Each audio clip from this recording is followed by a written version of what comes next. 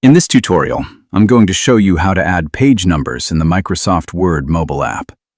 Along with adding them, I'll also show you how to edit and remove page numbers directly from your phone. Adding page numbers is actually pretty simple.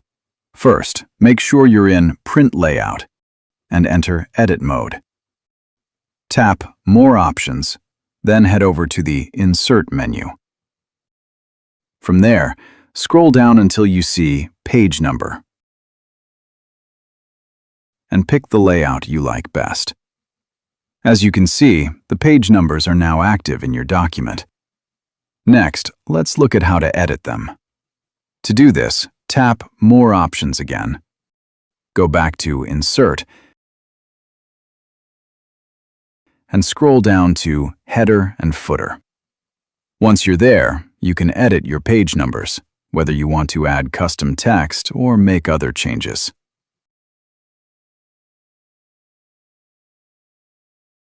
Finally, I'll show you how to completely remove page numbers from your document. Here's how you do it. First, tap the More Options icon. Then, select the Insert menu. Look for and tap on Page Number. Inside the page number settings, just scroll down until you see the Remove Page Numbers button. Pretty easy, right?